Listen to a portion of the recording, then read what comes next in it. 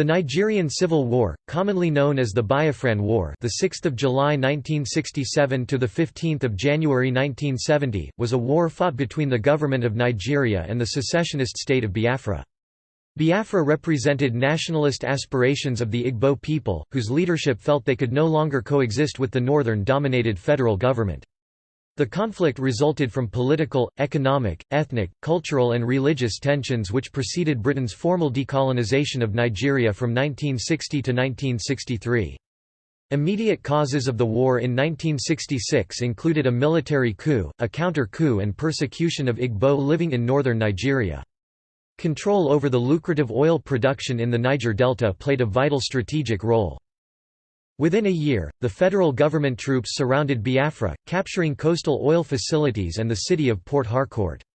The blockade imposed during the ensuing stalemate led to severe famine. During the 2.5 years of the war, there were about 100,000 overall military casualties, while between 500,000 and 2 million Biafran civilians died of starvation. In mid-1968, images of malnourished and starving Biafran children saturated the mass media of Western countries. The plight of the starving Biafrans became a cause célèbre in foreign countries, enabling a significant rise in the funding and prominence of international non-governmental organizations (NGOs). Britain and the Soviet Union were the main supporters of the Nigerian government in Lagos, while France, Israel and some other countries supported Biafra. France and Israel provided weapons to both combatants. Background. Ethnic division. The Civil War can be connected to the British colonial amalgamation in 1914 of northern and southern Nigeria. Intended for better administration due to the close proximity of these protectorates, the change did not account for the great difference in the cultures and religions of the peoples in each area. After the amalgamation, oil was discovered in eastern Nigeria, now southern Nigeria. Competition for its associated wealth led to the struggle for control amongst the regions. As southern Nigeria was not as united as the north, it was disadvantaged in the power struggle. In July 1966, northern officers staged a counter-coup to revenge on the easterners for targeting their own political leaders in the first coup. Lieutenant Col. Yakubu Gowon emerged as the head of state. During his tenure, killing of Easterners in the north continued. Several retaliatory actions took place, eventually resulting in the Biafran War. Nigeria gained independence from the United Kingdom in 1960, but remained in the Commonwealth of Nations, composed of 53 former UK colonies. In 1960, Nigeria had a population of 60 million people, made up of more than 300 differing ethnic and cultural groups. More than 50 years earlier, the United Kingdom had carved an area out of West Africa containing hundreds of different ethnic groups and unified it, calling it Nigeria. The three predominant groups were the Igbo, which formed between 60 to 70% of the population in the southeast, the Hausa Fulani, which formed about 65% of the population in the northern part of the territory, and the Yoruba, which formed about 75% of the population in the southwestern part. Although these groups have their own homelands, by the 1960s, the people were dispersed across Nigeria, with all three ethnic groups represented substantially in major cities. When the war broke out in 1967, there were still 5,000 Igbos in Lagos. The semi-feudal and Islamic Hausa Fulani in the north were traditionally ruled by a feudal, conservative Islamic hierarchy consisting of emirs who, in turn, owed their allegiance to a supreme sultan. This sultan was regarded as the source of all political power and religious authority. The Yoruba political system in the southwest, like that of the Hausa Fulani, also consisted of a series of monarchs, the Oba. The Yoruba monarchs, however, were less autocratic than those in the north. The political and social system of the Yoruba accordingly allowed for greater upward mobility, based on acquired rather than inherited wealth and title. In contrast to the two other groups, the Igbo in the southeast lived mostly in autonomous, democratically organized communities, although there were Is or monarchs in many of the ancient cities, such as the Kingdom of Nri.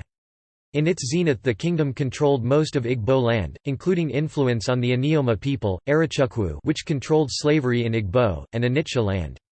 Unlike the other two regions, decisions within the Igbo communities were made by a general assembly in which men and women participated. The differing political systems among these three peoples reflected and produced divergent customs and values. The Hausa Fulani commoners, having contact with the political system only through a village head designated by the emir or one of his subordinates, did not view political leaders as amenable to influence.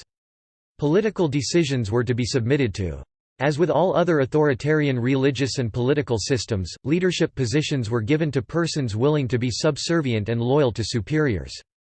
A chief function of this political system in this context was to maintain conservative values, which caused many Hausa Fulani to view economic and social innovation as subversive or sacrilegious. In contrast to the Hausa Fulani, the Igbo often participated directly in the decisions which affected their lives. They had a lively awareness of the political system and regarded it as an instrument for achieving their personal goals. Status was acquired through the ability to arbitrate disputes that might arise in the village, and through acquiring rather than inheriting wealth. The Igbo had been substantially victimized in the Atlantic slave trade. In the year 1790, it was reported that of 20,000 people sold each year from Bani, 16,000 were Igbo. With their emphasis upon social achievement and political participation, the Igbo adapted to and challenged colonial rule in innovative ways. These tradition-derived differences were perpetuated and perhaps enhanced by the British system of colonial rule in Nigeria. In the north, the British found it convenient to rule indirectly through the emirs, thus perpetuating rather than changing the indigenous authoritarian political system. Christian missionaries were excluded from the north, and the area thus remained virtually closed to European cultural imperialism. By contrast, the richest of the Igbo often sent their sons to British universities, thinking to prepare them to work with the British. During the ensuing years, the northern emirs maintained their traditional political and religious institutions, while reinforcing their social structure. At the time of independence in 1960, the north was by far the most underdeveloped area in Nigeria.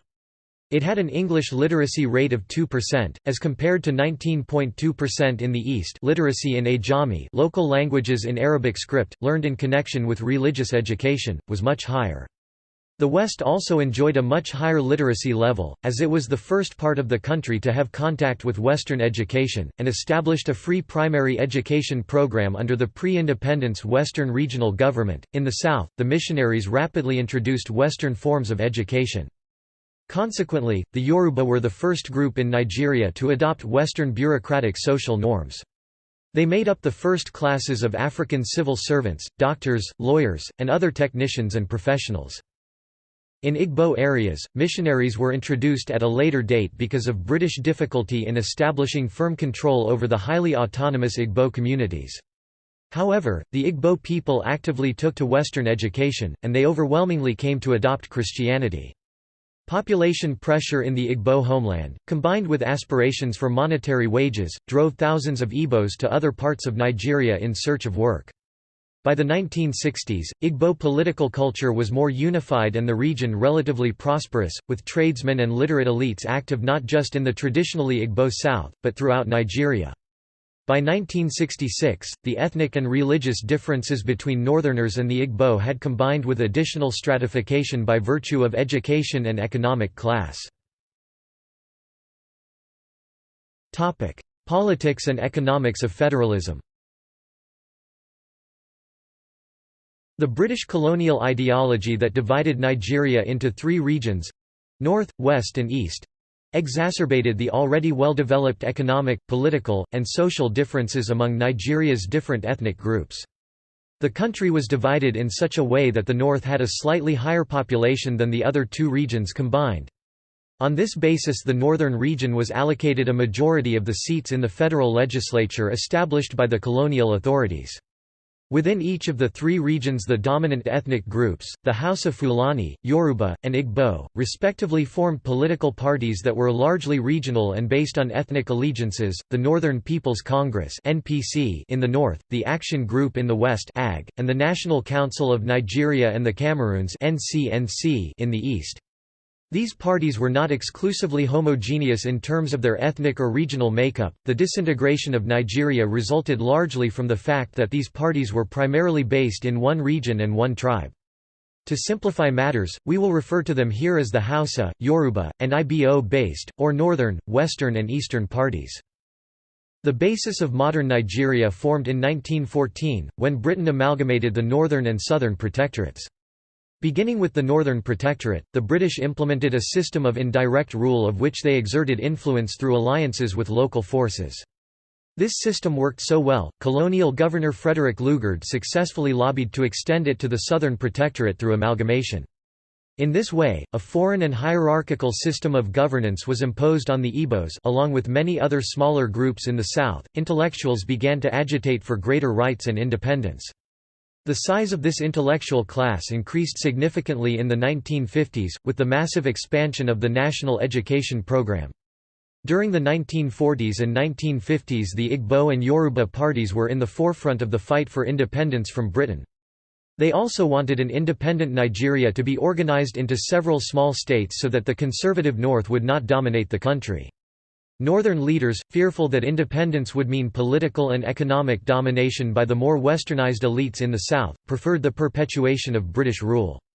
As a condition for accepting independence, they demanded that the country continue to be divided into 3 regions with the North having a clear majority.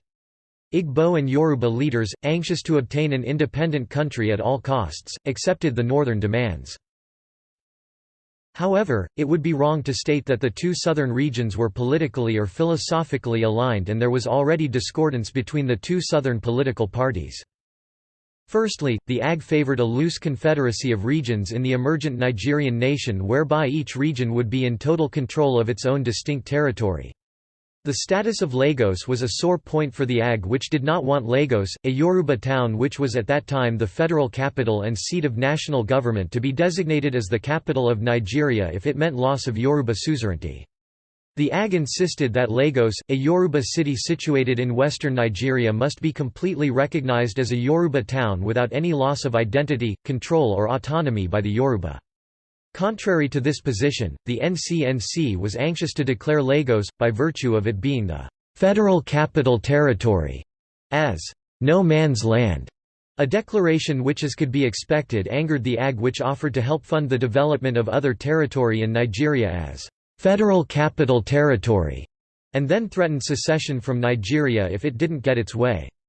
The threat of secession by the AG was tabled, documented and recorded in numerous constitutional conferences, including the Constitutional Conference held in London in 1954 with the demand that a right of secession be enshrined in the constitution of the emerging Nigerian nation to allow any part of the emergent nation to opt out of Nigeria, should the need arise. Authors, Tekina N. Tamunozors, The Journal of Modern African Studies, Volume 8, No. 4 Dec. 1970, pp. 563–584.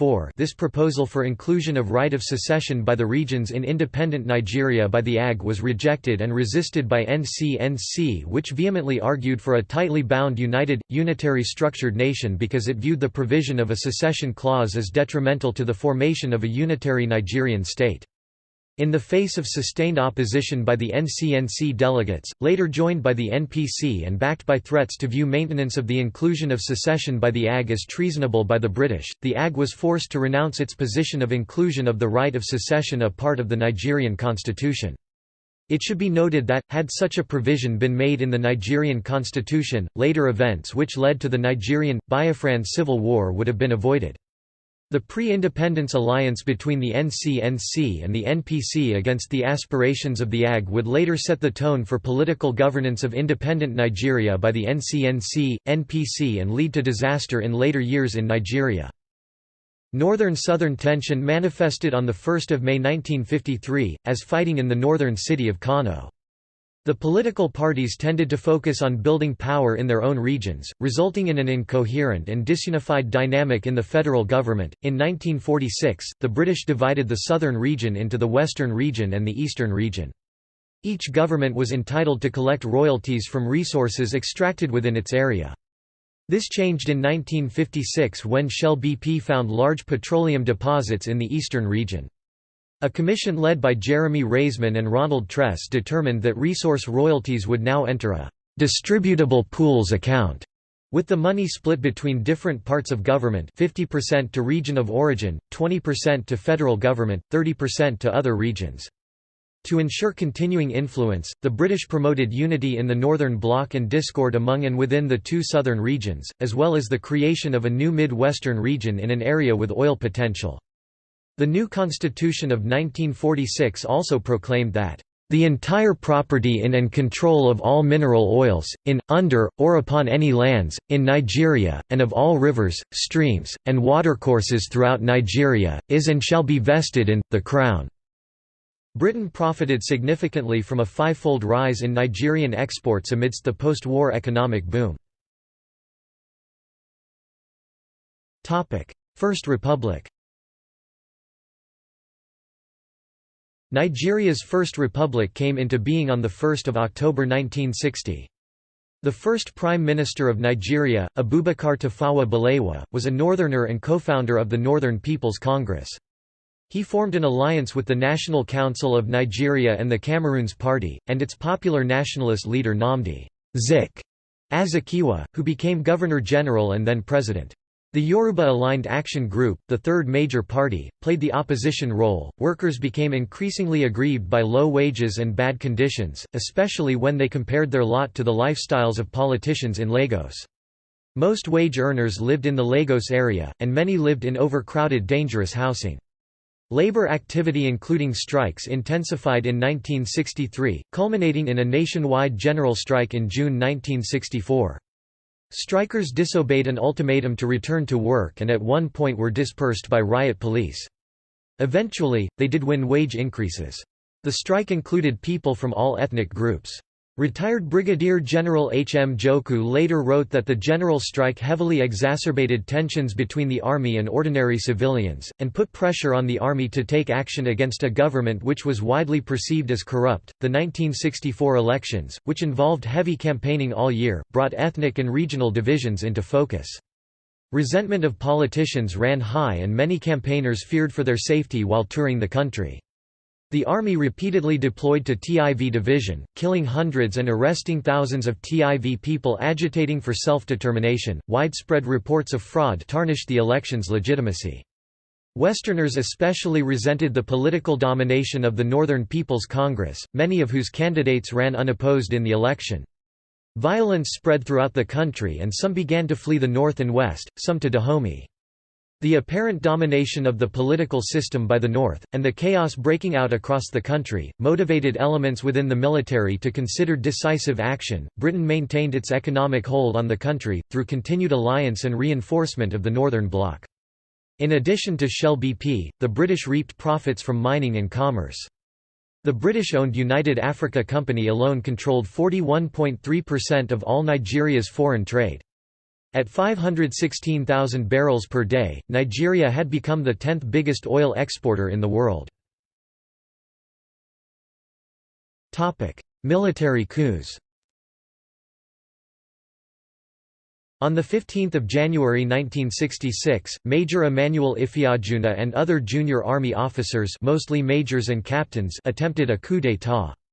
The two major political leaders of the North, the Prime Minister, Sir Abubakar Tafawa Balewa, and the Premier of the Northern Region, Sir Ahmadu Bello, were executed by Major Nziagwu. Also murdered was Sir Ahmadu Bello's wife and officers of northern extraction. Meanwhile, the President, Sir Nnamdi Azikiwe, an Igbo, was on an extended vacation in the West Indies. He did not return until days after the coup. There was widespread suspicion that the Igbo coup plotters had tipped him and other Igbo leaders off regarding the impending coup. In addition to the killings of the northern political leaders, the premier of the western region, Ladoke Akintala, and Yoruba senior military officers were also killed. The coup, also referred to as the coup of the Five Majors, has been described in some quarters as Nigeria's only revolutionary coup. This was the first coup in the short life of Nigeria's nascent second democracy. Claims of electoral fraud were one of the reasons given by the coup plotters. This coup was however seen not as a revolutionary coup by other sections of Nigerians, especially in the northern and western sections, and latter revisionists of Nigerian coups, mostly from eastern part of Nigeria, have belatedly maintained to widespread disbelief amongst western and southern Nigerians that the majors sought to spring Action Group leader Obafemi Awolowo out of jail and make him head of the new government. From there, they would dismantle the northern-dominated power structure. However, their efforts to take power were thwarted by Johnson Aguiyi Ironsi, an Igbo and loyalist head of the Nigerian army, who suppressed coup operations in the south. The majors surrendered, and Aguiyi Ironsi was declared head of state on 16 January. Aguiyi Ironsi suspended the constitution and dissolved parliament. He then abolished the regional confederated form of government and pursued unitary-like policies hitherto favored by the NCNC, having apparently been influenced by some NCNC political philosophy. He, however, appointed Colonel Hassan Katsina, son of Katsina Emir Usman Nagogo, to govern the northern region, indicating some willingness to maintain cooperation with this bloc. He also preferentially released northern politicians from jail, enabling them to plan his forthcoming overthrow.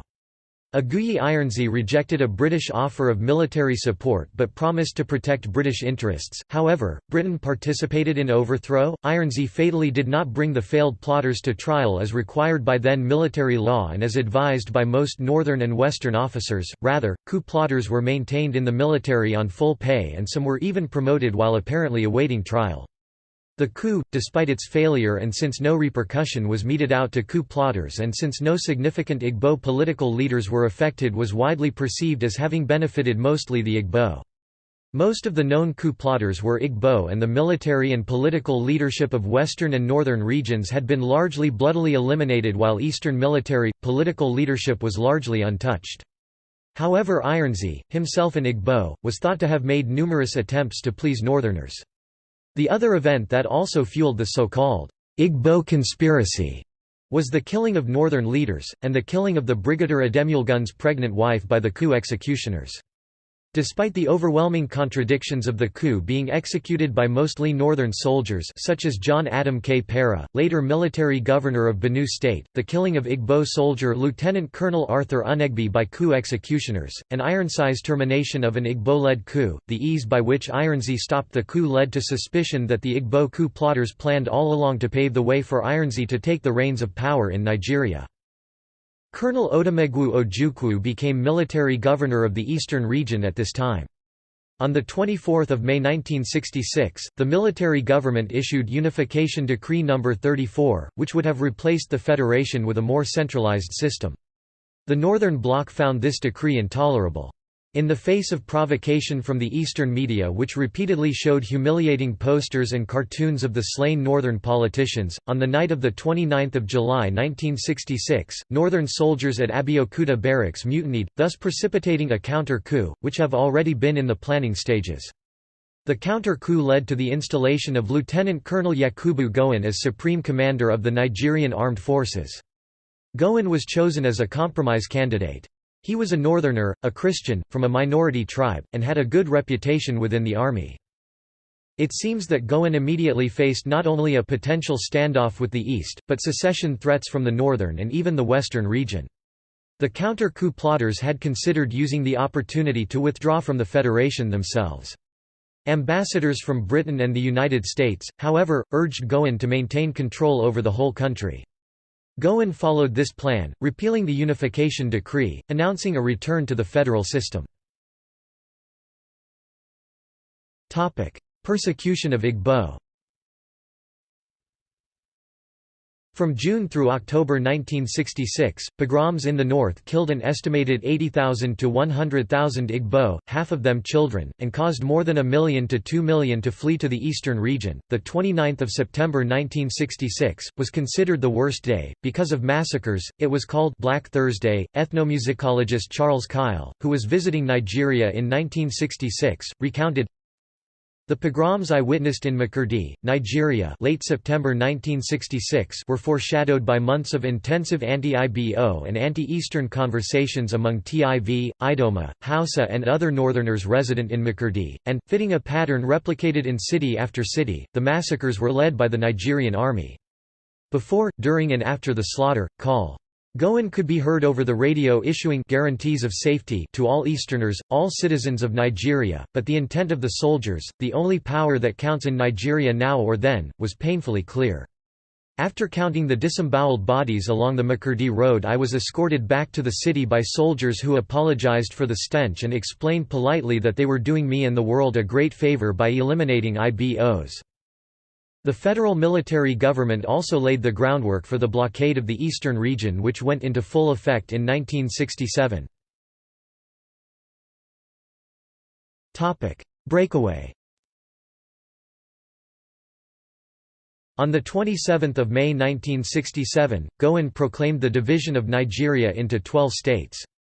This decree carved the eastern region in 3 parts: Southeastern State, Rivers State, and East Central State. Now the Igbos, concentrated in the East Central State, would lose control over most of the petroleum, located in the other 2 areas. On 30 May 1967, Ojukwu declared independence of the Republic of Biafra. The federal military government immediately placed an embargo on all shipping to and from Biafra—but not on oil tankers. Biafra quickly moved to collect oil royalties from oil companies doing business within its borders. When Shell BP acquiesced to this request at the end of June, the federal government extended its blockade to include oil. The blockade, which most foreign actors accepted, played a decisive role in putting Biafra at a disadvantage from the beginning of the war. Although the very young nation had a chronic shortage of weapons to go to war, it was determined to defend itself. Although there was much sympathy in Europe and elsewhere, only 5 countries, Tanzania, Gabon, Côte d'Ivoire, Zambia, and Haiti, officially recognized the new republic. Britain supplied amounts of heavy weapons and ammunition to the Nigerian side because of its desire to preserve the country it had created. The Biafra side received arms and ammunition from France, even though French government denied sponsoring Biafra. An article in Paris Match of 20 November 1968 claimed that French arms were reaching Biafra through neighbouring countries such as Gabon. The heavy supply of weapons by Britain was the biggest factor in determining the outcome of the war. Several peace accords were held, with the most notable one held at Aburi, Ghana, the Aburi Accord. There were different accounts on what took place in Aburi. Ojukwu accused the federal government of going back on their promises, while the federal government accused Ojukwu of distortion and half-truths. Ojukwu gained agreement to a confederation for Nigeria, rather than a federation. He was warned by his advisers that this reflected a failure of Gowon to understand the difference and, that being the case, predicted that it would be reneged upon. When this happened, Ojukwu regarded it as both a failure by Gowon to keep to the spirit of the Aburi Agreement, and lack of integrity on the side of the Nigerian military government in the negotiations toward a united Nigeria. Gowon's advisers, to the contrary, felt that he had enacted as much as was politically feasible in fulfillment of the spirit of Aburi. The eastern region was very ill-equipped for war, outmanned and outgunned by the Nigerians. Their advantages included fighting in their homeland, support of most Easterners, determination, and use of limited resources. The UK, which still maintained the highest level of influence over Nigeria's highly valued oil industry through Shell BP, and the Soviet Union supported the Nigerian government, especially by military supplies.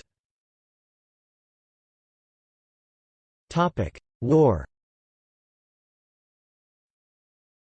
Shortly after extending its blockade to include oil, the Nigerian government launched a «police action» to retake the secessionist territory.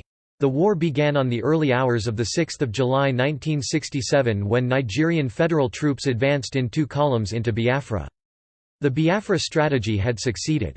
The federal government had started the war, and the East was defending itself. The Nigerian army offensive was through the north of Biafra, led by Colonel Muhammad Shuwa, and the local military units were formed as the 1st Infantry Division. The division was led mostly by northern officers. After facing unexpectedly fierce resistance and high casualties, the right-hand Nigerian column advanced on the town of Nsukka, which fell on 14 July, while the left-hand column made for Garkum, which was captured on 12 July. Biafran offensive.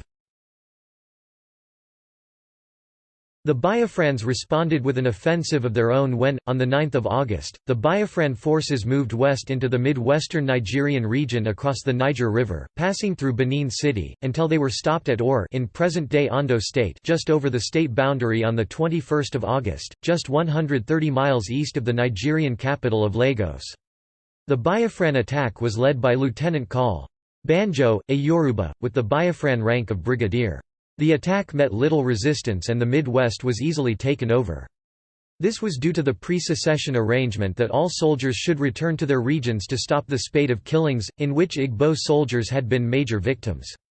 The Nigerian soldiers who were supposed to defend the Midwest state were mostly Midwest Igbo and, while some were in touch with their eastern counterparts, others resisted.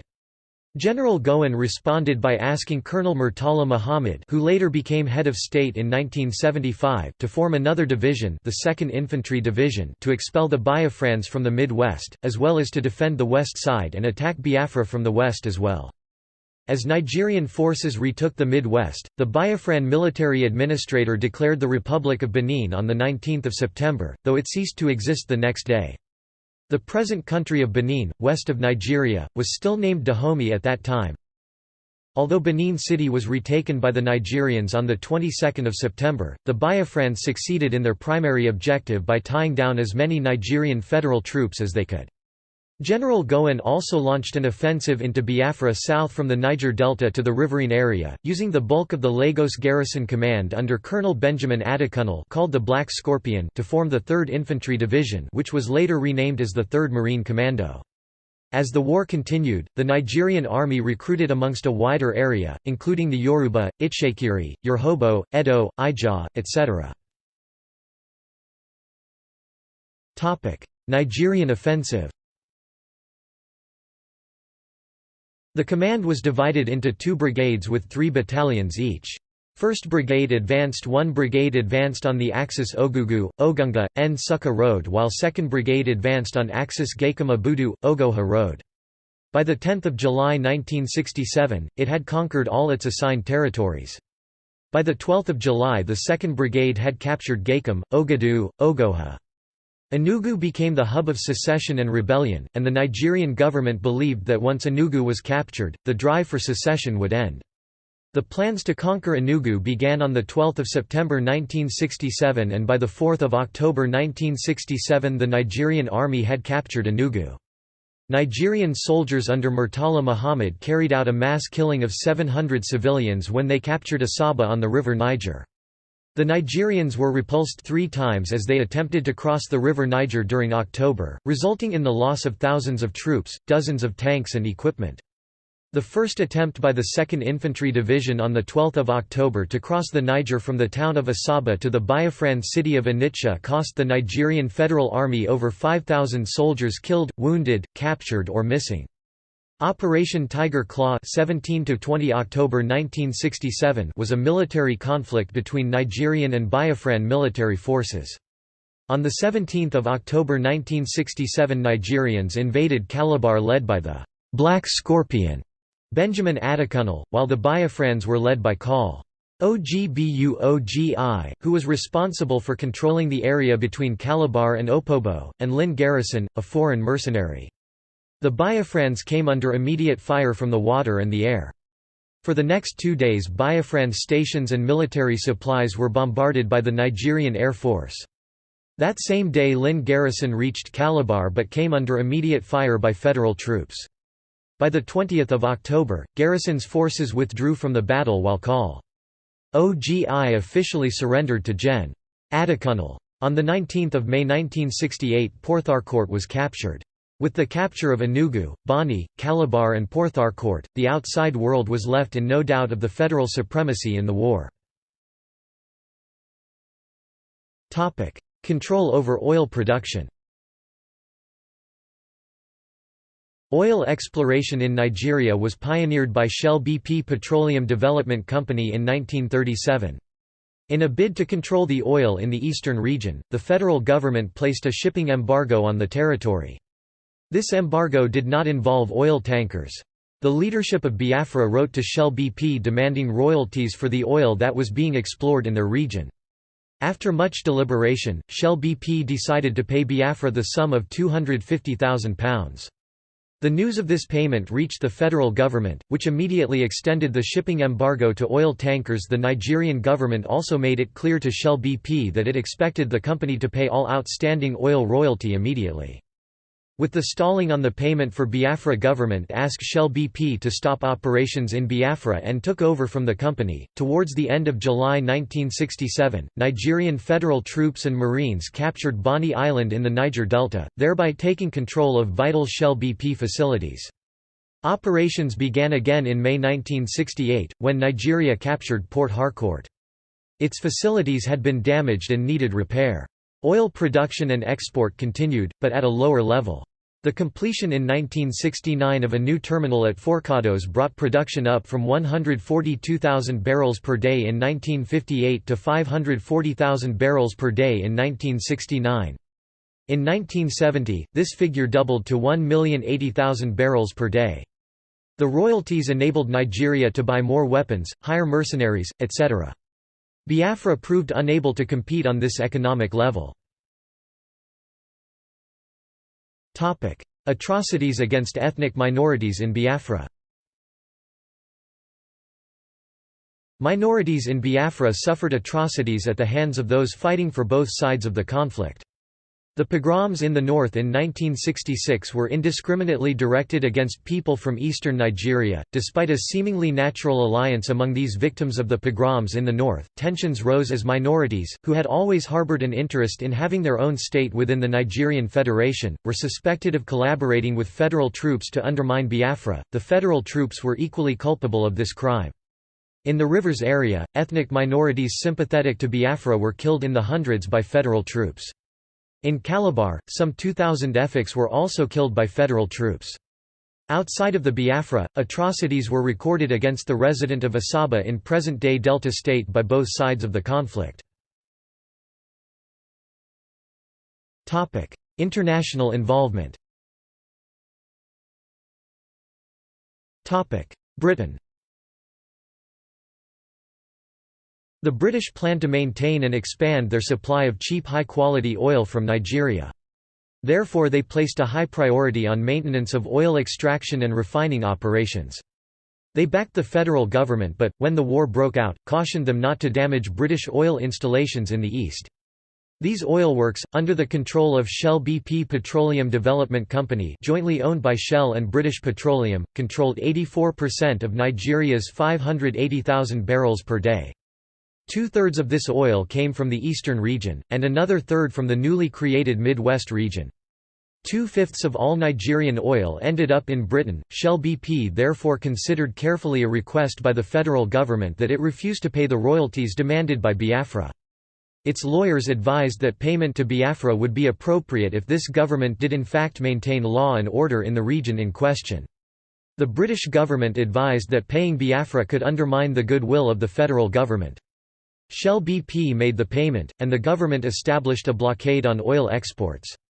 Forced to choose a side, Shell BP and the British government threw in their lot with the federal government in Lagos, apparently calculating that this side would be more likely to win the war.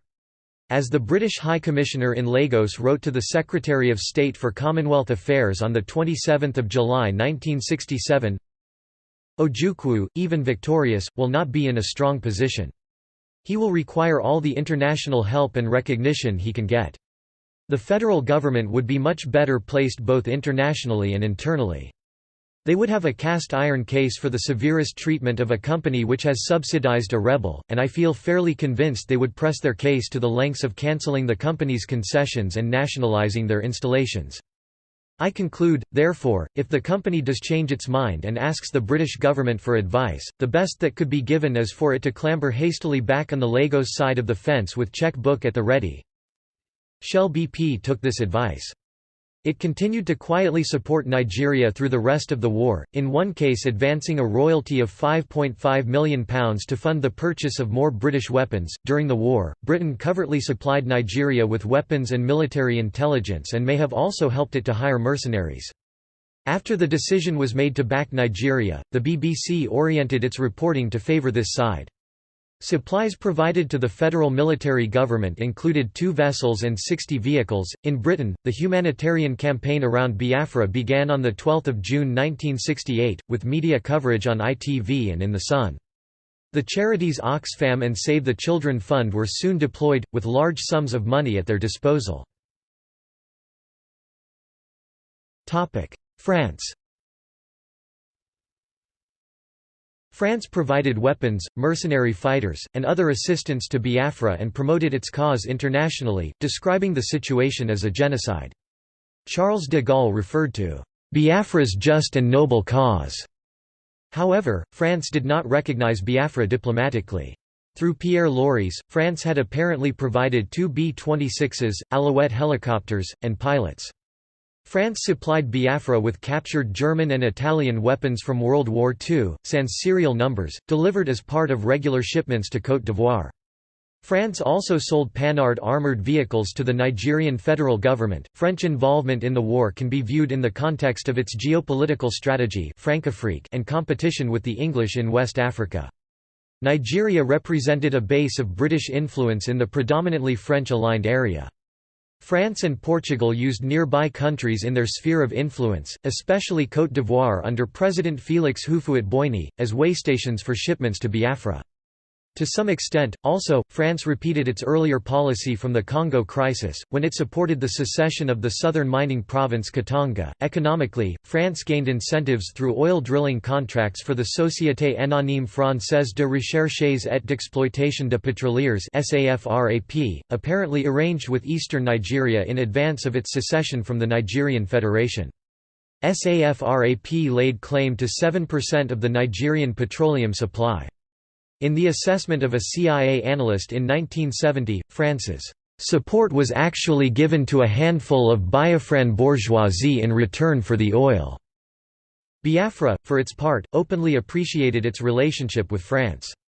Ojukwu suggested on 10 August 1967, that Biafra introduce compulsory French classes in secondary, technical and teacher training schools, in order to "benefit from the rich culture of the French-speaking world." France led the way, internationally, for political support of Biafra. Portugal also sent weapons. These transactions were arranged through the Biafran Historical Research Centre in Paris. French-aligned Gabon and Côte d'Ivoire recognized Biafra in May 1968. On 8 May 1968, de Gaulle personally contributed 30,000 francs to medicine purchases for the French Red Cross mission. Fairly widespread student worker unrest diverted the government's attention only temporarily. The government declared an arms embargo but maintained arms shipments to Biafra under cover of humanitarian aid. In July, the government redoubled its efforts to involve the public in a humanitarian approach to the conflict. Images of starving children and accusations of genocide filled French newspapers and television programs. Amidst this press blitz, on 31 July 1968, de Gaulle made an official statement in support of Biafra. Maurice Robert, head of Service de Documentation Extérieure et de Contre-Espionnage (SDECE), the French Foreign Intelligence Service African Operations, wrote in 2004 that his agency supplied the press with details about the war and told them to use the word «genocide» in their reporting. France declared «Biafra Week» on 11–17 March 1969, centered on a 2-franc raffle held by the French Red Cross.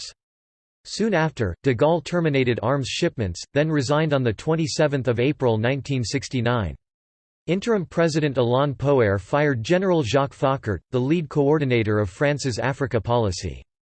Georges Pompidou rehired Foccart and resumed support for Biafra, including cooperation with the South African Secret Service to import more weapons.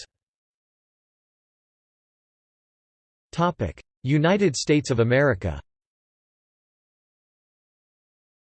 The United States officially declared neutrality, with U.S. Secretary of State Dean Rusk stating that, "America is not in a position to take action as Nigeria is an area under British influence." Formally, the United States was neutral in the Civil War. Strategically, its interests aligned with the federal military government.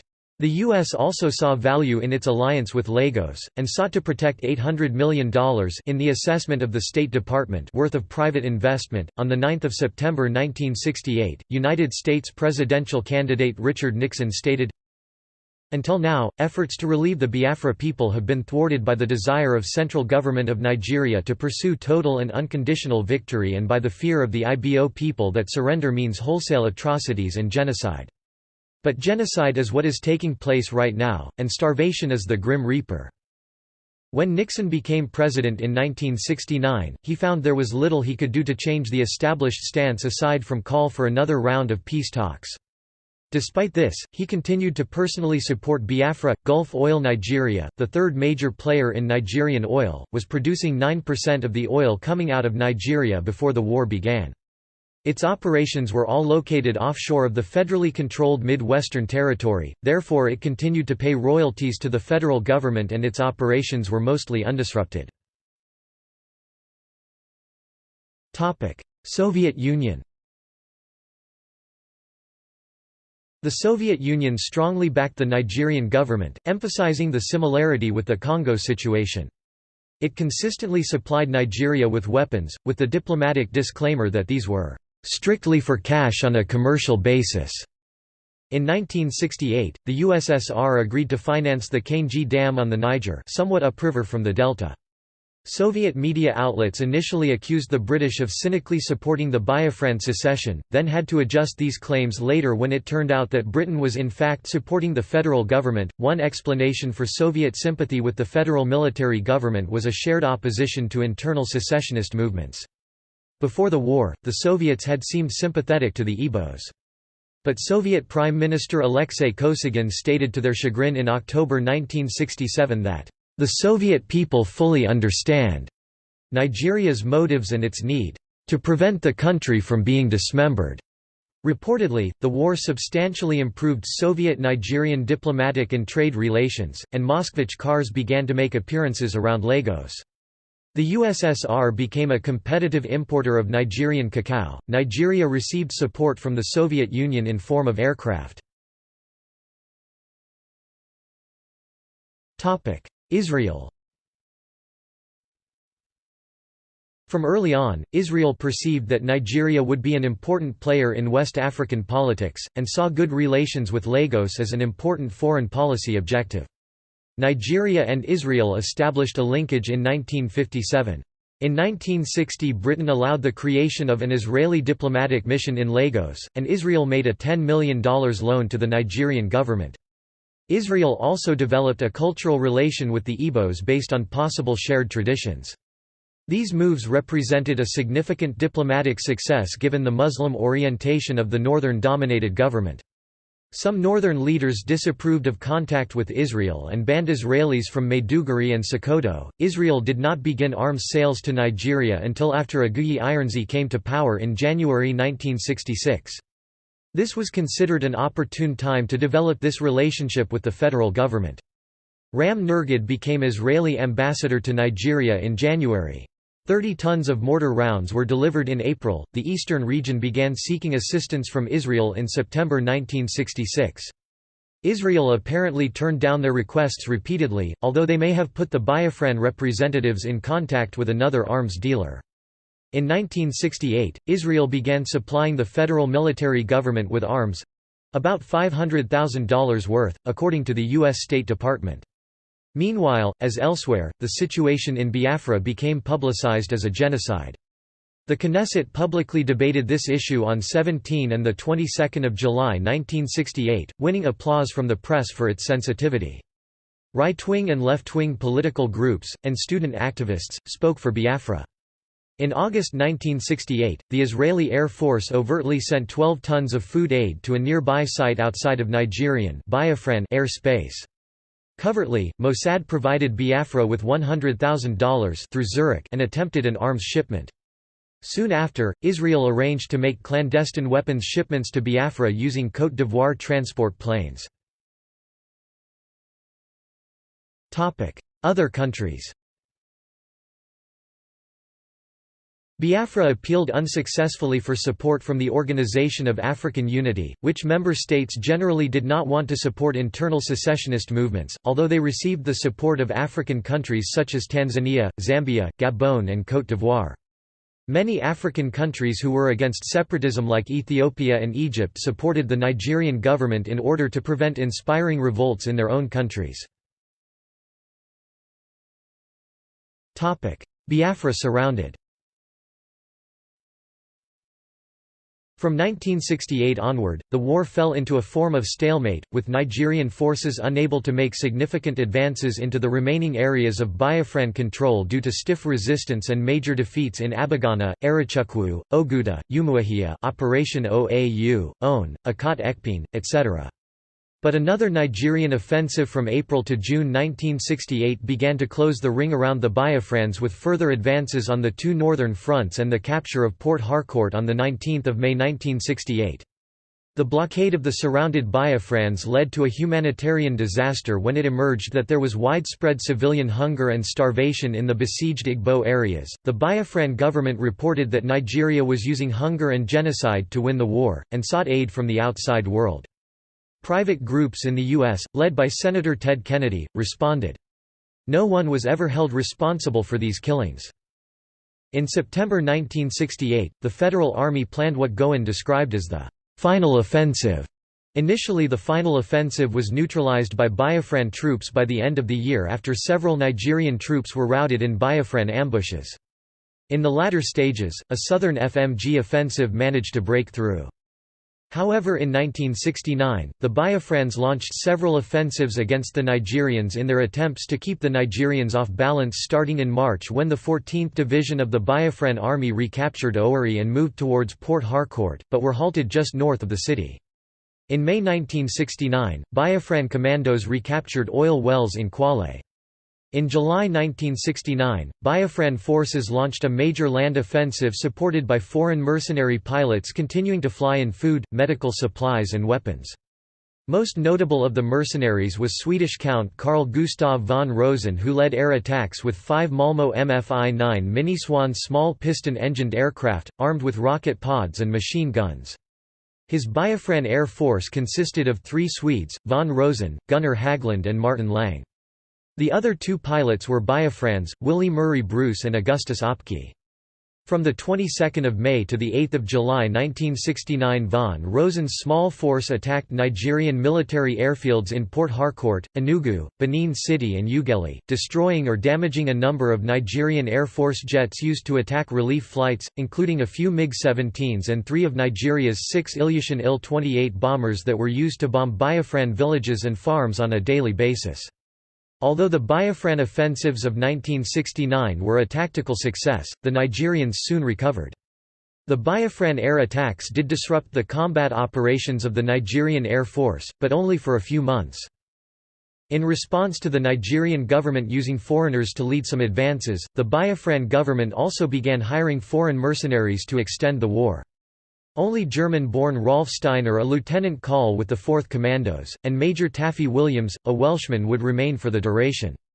Nigeria deployed foreign aircraft, in the form of Soviet MiG-17 and Il-28 bombers.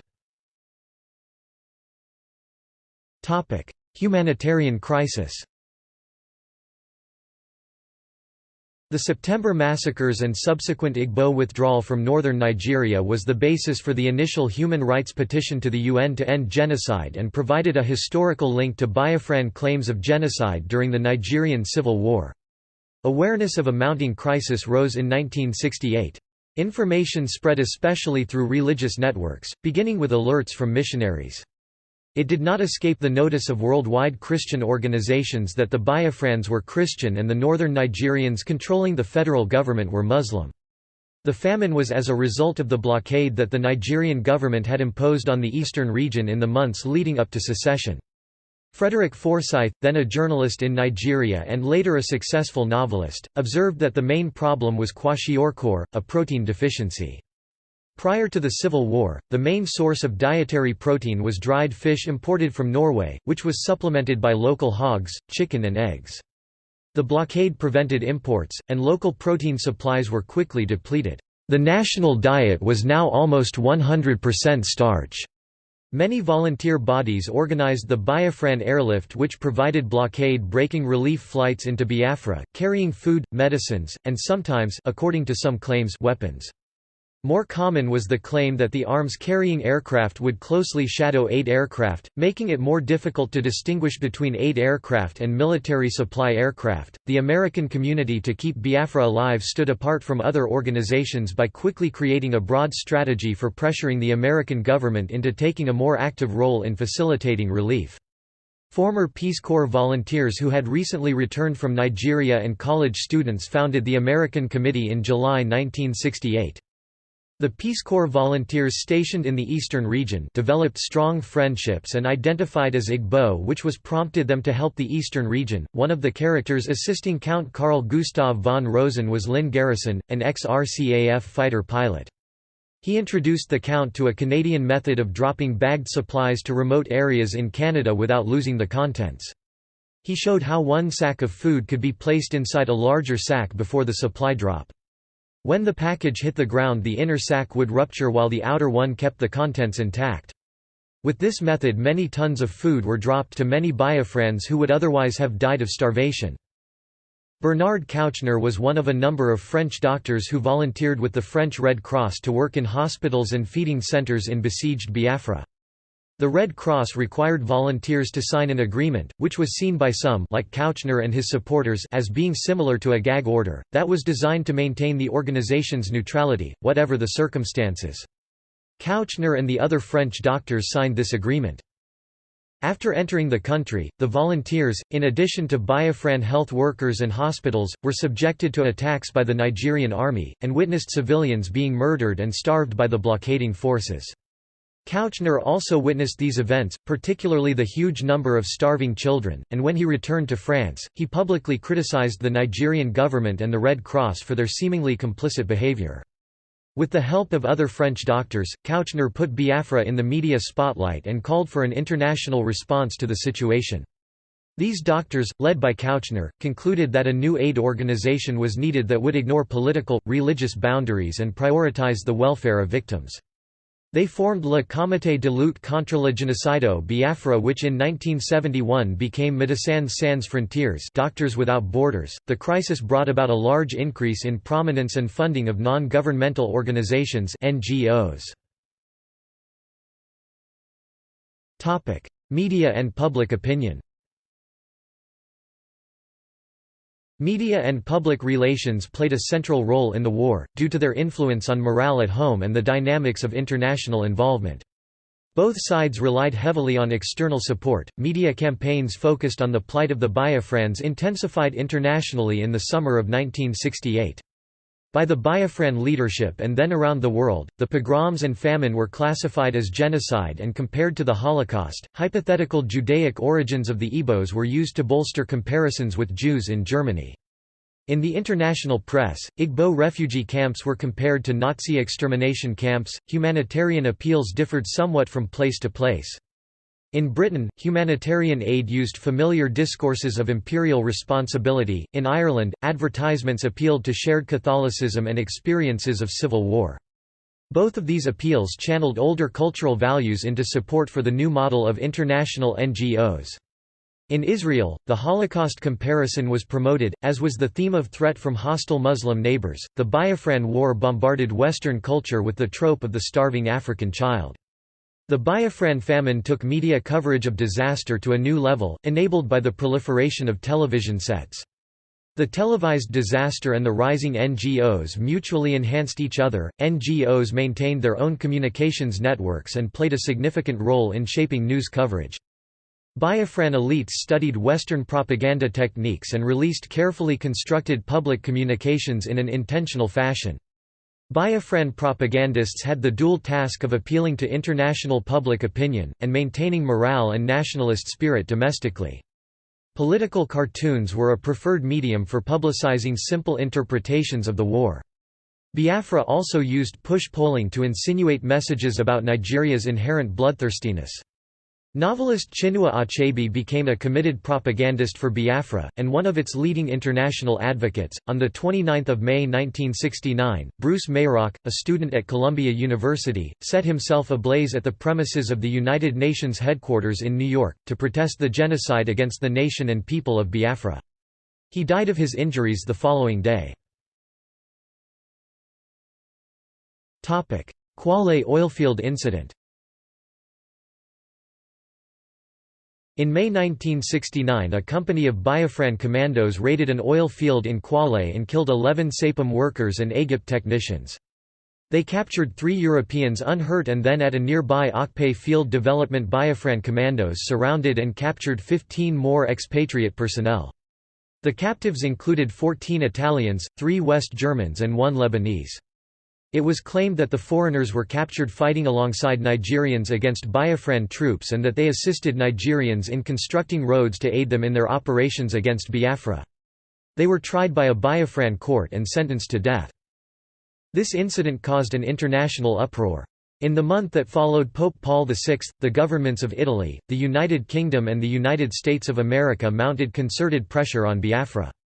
On 4 June 1969, after receiving a personal direct mail from the Pope, Ojukwu pardoned the foreigners. They were released to the special envoys sent by the governments of Ivory Coast and Gabon and left Biafra. End of the war.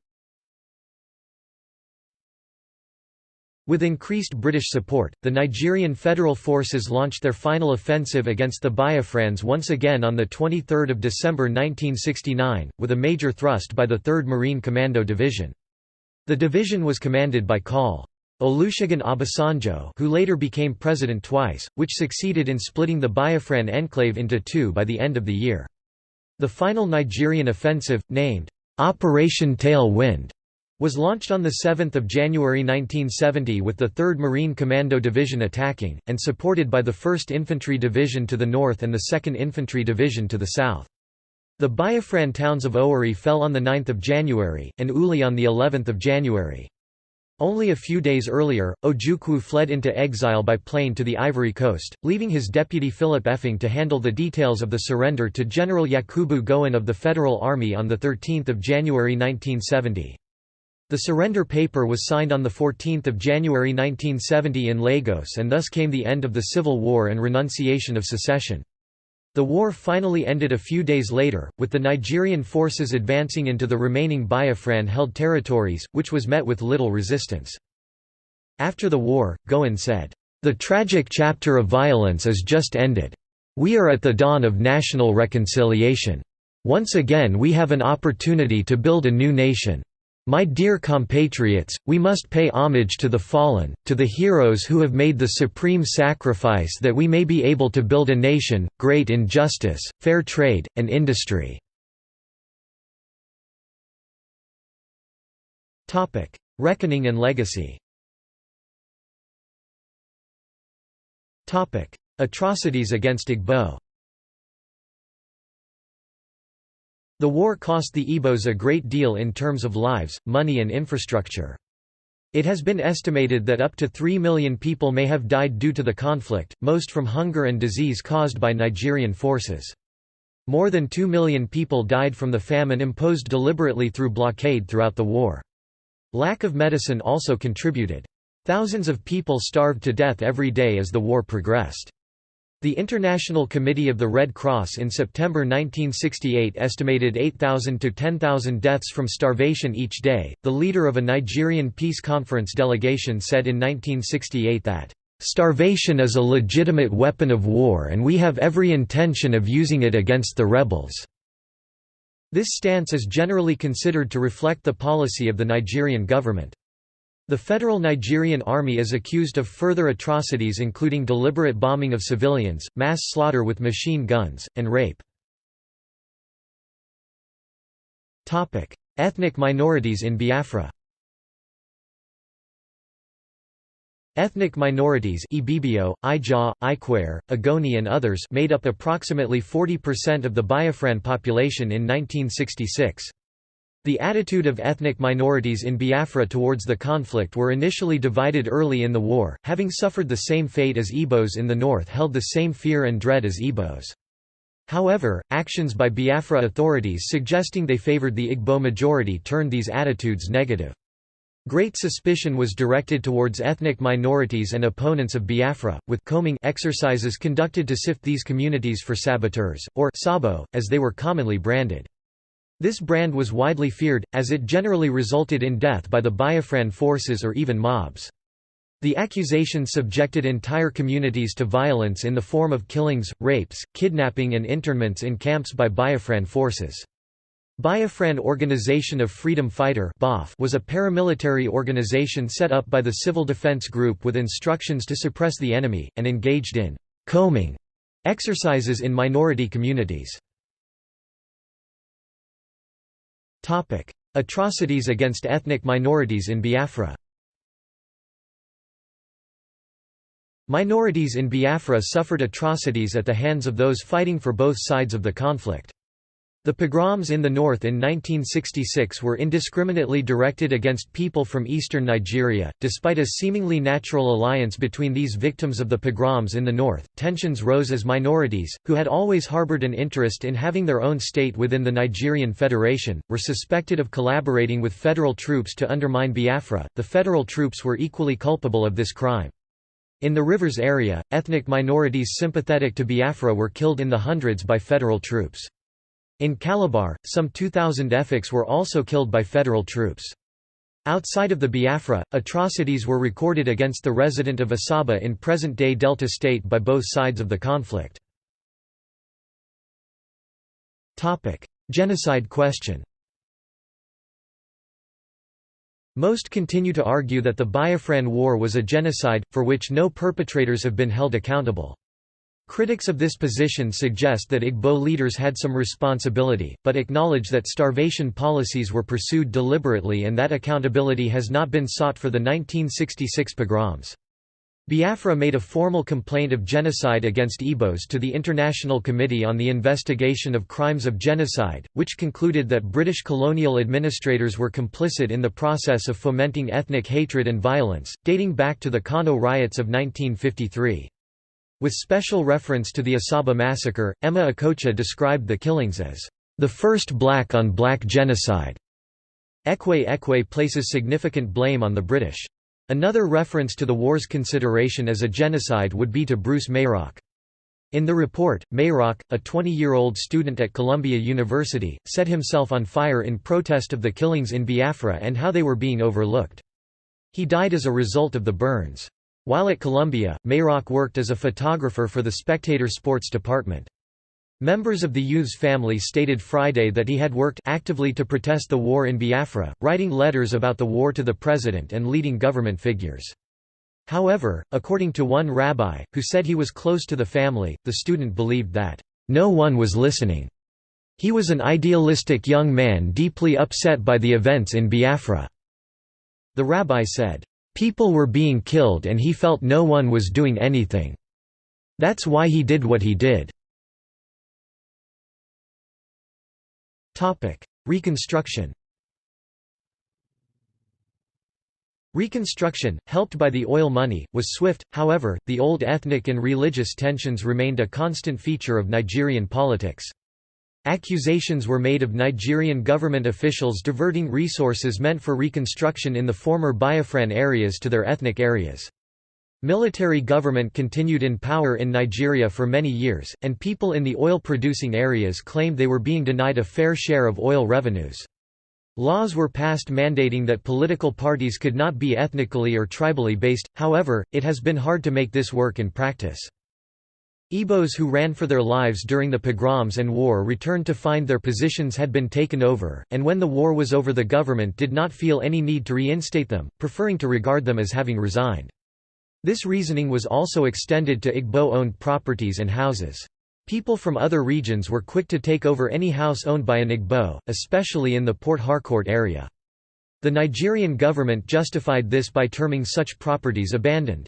This, however, has led to a feeling of an injustice as the Nigerian government policies were seen as further economically disabling the Igbos even long after the war. Further feelings of injustice were caused by Nigeria changing its currency, so that Biafran supplies of pre-war Nigerian currency were no longer honored.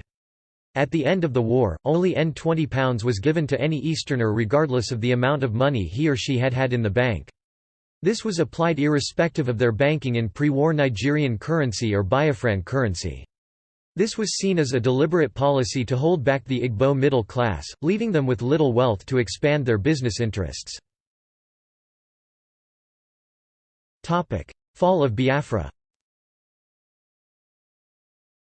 On 29 May 2000, The Guardian reported that President Olusegun Obasanjo commuted to retirement the dismissal of all military persons who fought for the breakaway state of Biafra during the Nigerian Civil War. In a national broadcast, he said that the decision was based on the principle that, "Justice must at all times be tempered with mercy."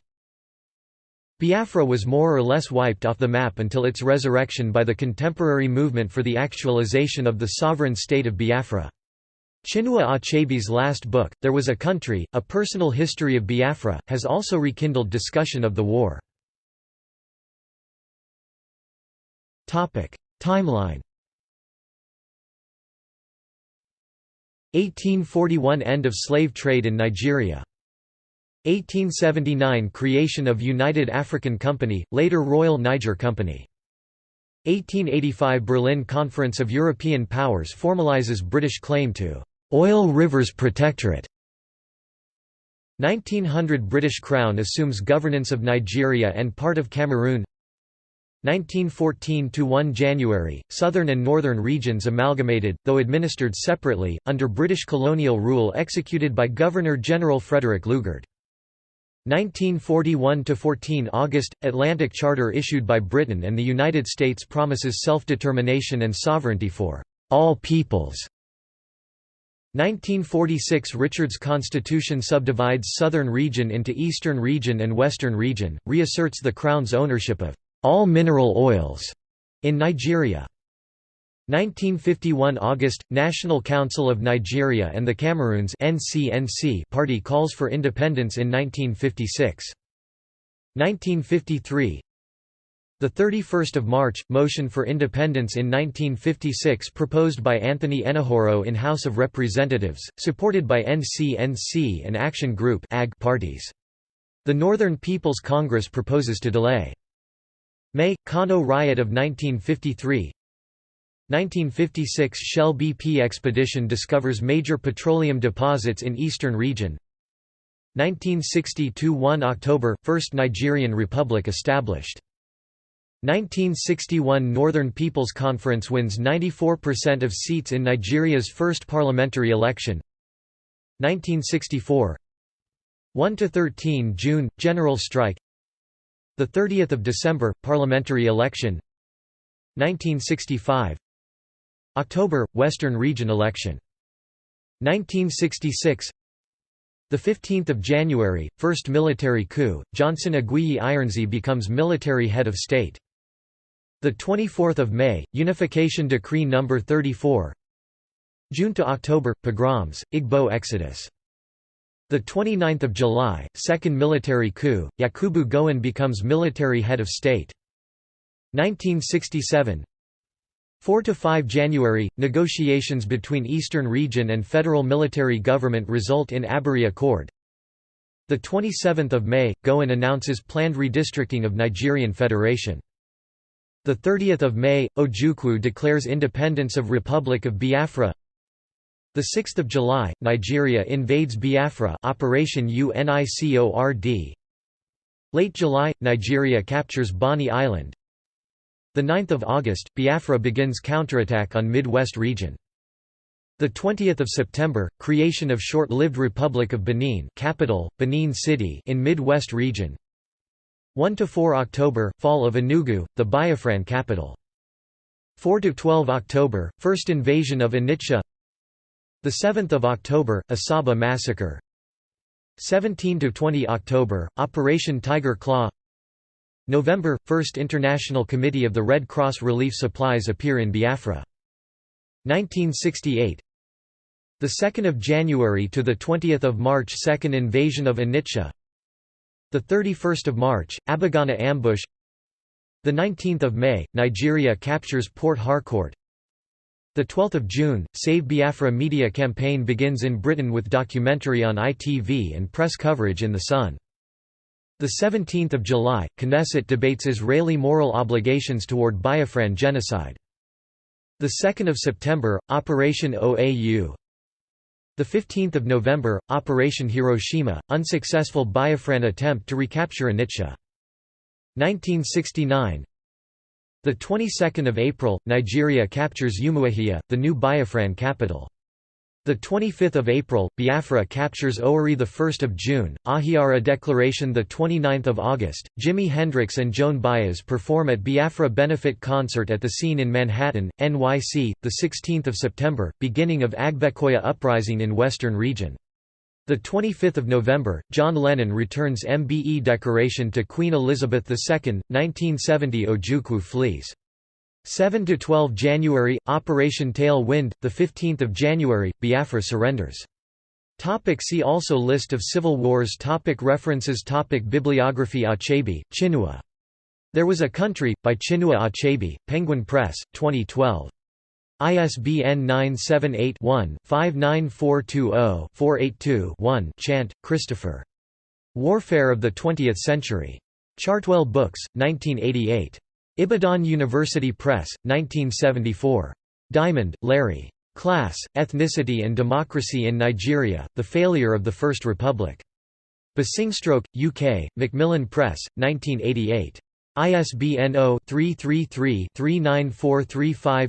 Draper, Michael. The First Shadows, Airlift and Airwar in Biafra and Nigeria 1967–1970. ISBN 1-902109-63-5. Dudley, Billy. Instability and Political Order, Politics and Crisis in Nigeria. Ajibunu, Hassan Tai, Nigeria's Delta Crisis, Root Causes and Peacelessness, EPU Research Papers, Issue 07-07, Stadschleining 2007. Ekwe, Herbert. The Biafra War, Nigeria and the Aftermath. African Studies, Volume 17. Lewiston, N.Y., Edwin Mellon Press, 1990. ISBN 0-88946-235-6. Griffin, Christopher. 2015. French Military Policy in the Nigerian Civil War, 1967–1970. Small Wars and Insurgencies, 26 1. Hearton, Lassa, Moses, A. Dirk. 2014. The Nigeria–Biafra War, Post-Colonial Conflict and the Question of Genocide. Journal of Genocide Research, 16 2–3. doi 10.1080 14623528.2014.9367000. Kirk Green, A. H. M. The Genesis of the Nigerian Civil War and the Theory of Fear. Scandinavian Institute of African Studies. Research Report No. 27. Uppsala Offset Center AB, 1975. ISBN 91-7106-085-5. Levy, Zach. Israel, Nigeria and the Biafra Civil War, 1967–70. Journal of Genocide Research 2–3, 2014. Madiebo, Alexander A. The Nigerian Revolution and the Biafran War. Fourth Dimension Publishers, 1980. Joku, H. M. A Tragedy Without Heroes, The Nigeria–Biafra War. Enugu, Fourth Dimension Publishing Co., Limited, 1987. ISBN 978-156-238-2. Ojiaku, Chief Uche Jim. Surviving the Iron Curtain, A Microscopic View of What Life Was Like, Inside a War-Torn Region, 2007. ISBN 1-4241-7070-2, ISBN 978-1-4241-7070-8. Olawoyan, James Alabi Olabisi. Historical Analysis of Nigeria–Biafra Conflict. Master of Laws thesis accepted at York University, Toronto, Ontario, October 1971. O'Sullivan, Kevin. 2014. Humanitarian Encounters, Biafra, NGOs and Imaginings of the Third World in Britain and Ireland, 1967–70. Journal of Genocide Research, 16 2–3. doi 10.1080 14635528.2014.9367006. Pieri, Bruno. 2013. A New Entry into the World Oil Market, Nigeria and Its Relations with the Atlantic Powers, 1967–1973. Eunomia. Rivista Semestrale di Storia e Politica Internazionale, 1 2. Stevenson, John Allen. Capital Gains, How Foreign Military Intervention and the Elite Quest for International Recognition Cause Mass Killing in New States. Political Science Ph.D. dissertation, accepted at University of Chicago, December 2014. Uche, Chibweek. Oil, British Interests and the Nigerian Civil War. Journal of African History 49, 2008. Zumbik, Jan, On Wings of War, My Life as a Pilot Adventurer. External links. Images. Map of Nigerian Civil War. Photos from Civil War and related events hosted by Federation of the Free States of Africa Biafra. Iconic photos. Blog, 3 December 2010. Video. Daily life in Biafra and Part 2, Nigerian History Channel. BBC documentary on Nigerian Civil War. Biafra documentary on YouTube, Part 1 and Part 2. Speech by President Ojukwu. Surrender ceremony, 15 January 1970. Major General Gowon comments after the war has concluded. Writing. There was a country, a personal history of Biafra 1 by Chinua Achebe. Omapidon Teslim. Real accounts of the Nigerian Civil War 1967–1970. Old Naija, Britain and Biafra, the case for genocide examined by Oberon Waugh in The Spectator UK, 26 December 1968. Biafra, a people betrayed by Kurt Vonnegut in Wampeters, Foma and Granfalloons, 1974. Philip Effing. 2 Website, writings and links from son of Major General Philip Effing. Military aspects. The Nigerian Civil War, causes, strategies, and lessons learnt. Short history and assessment of the MFI-9B Miniswan in Biafran Air Force Service. Nicknames, slogans, local and operational names associated with the Nigerian Civil War. Quick kill in slow motion. The Nigerian Civil War. A view of blunders in the Nigerian strategy. The Nigerian Civil War, causes, strategies, and lessons learnt. Nigeria. Soldiers as policymakers 1960s to 1970s.